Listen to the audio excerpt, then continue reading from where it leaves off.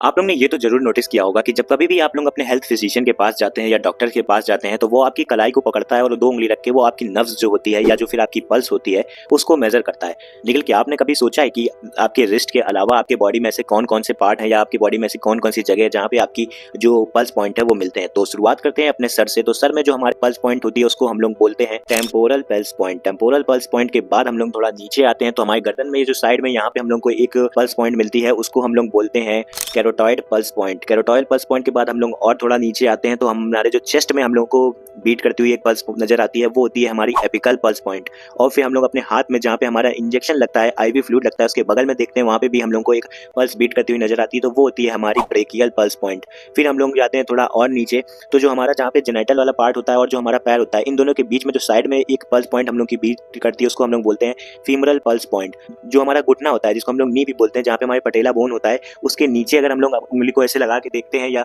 अपने 2 फिंगर को रखते हैं तो वहाँ पे भी हमारी पल्स पॉइंट मिलती है जिसको हम लोग बोलते हैं पॉप्लिटियल पल्स पॉइंट। फिर उसके बाद हम लोग और नीचे जाते हैं तो हमारा जो ये जहाँ पे एंकल होता है वहाँ पे भी एक हमारा पल्स पॉइंट नजर आता है जिसको हम लोग बोलते हैं पोस्टीरियर टिबियल पल्स पॉइंट। फिर उसके बाद आपका जो फुट होता है, फुट उसके ऊपर तो आपको एक और पल्स पॉइंट मिलेगा जिसको हम लोग बोलते हैं डॉर्सलिस पेडिस पल्स पॉइंट।